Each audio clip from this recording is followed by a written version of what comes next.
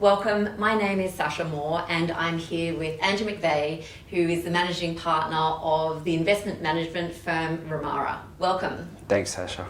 So Andrew, a lot of investors just like to know who's behind the fund and a little bit about the founding partner. Yes. So please tell us about a little bit about your background as well as what your vision has been with the fund structure. Certainly. So Andrew McVeigh is my name. As you mentioned, founded Ramara a couple of years ago. Essentially, we looked at this fund to be, and this business to be, a little bit different to most others within the market. My background before starting Ramara, I was with Brookfield Asset Management. I was CFO across the real estate business, worked in the private equity business, and also had responsibility across the corporate operations.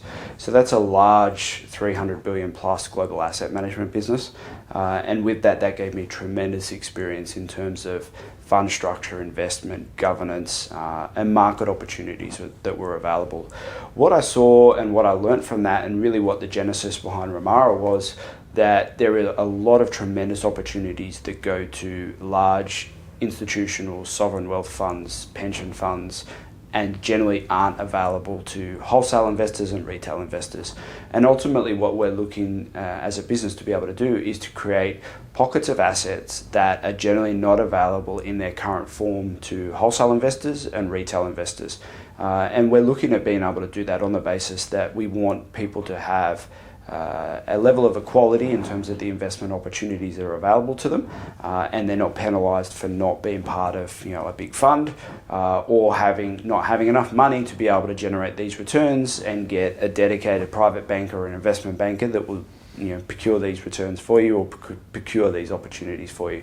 So we're really focused around creating opportunities in the real estate space as well as the private credit space that provides opportunities to investors that we look to use the experience that David and I have had for past careers in real estate and credit to be able to create portfolios for people that are higher yielding, and we've been able to minimize the risk of those assets and those investments through structures that we've learned and operations that we've learned through whether it's our investment banking backgrounds or whether it's our global asset management backgrounds.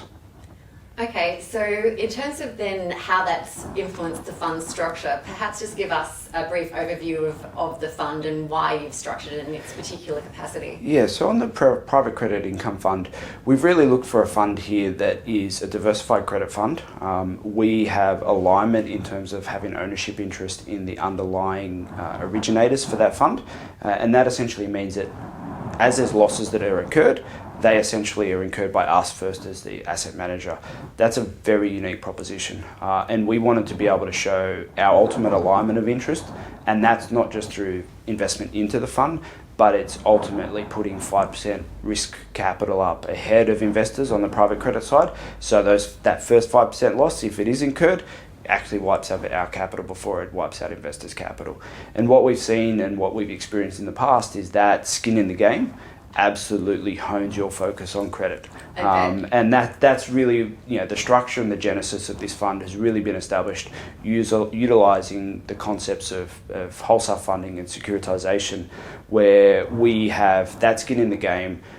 We're there as a representative for fund investors and being able to package up an investment opportunity that is generally not available for most wholesale investors and retail investors in terms of their ability to be able to access these types of instruments at the investment levels that they're looking at. And I know also just from our previous chats that the floating instrument is one of the fund's primary features. Yes. Perhaps just talk through the benefit of that structure. Yeah, so I think it's even more prevalent now than what it was 12 months ago. The raising of interest rates means that fixed rate loans and fixed rate investments are now less attractive than what they were previously, and we think that's going to continue for at least the next 12 to 18 months. I think we're in a very volatile period for interest rates, so floating is where you want to be because essentially that means that as the interest rate change, you get your same risk premium that will always stay lockstep with the RBA rate increases or decreases. And that's essentially the best place to be at the moment in our opinion, because it does ensure that you're continuously compensated for the risk premium that you take in investing into those assets. Okay, great. Thank you for your time. Thanks, Sasha.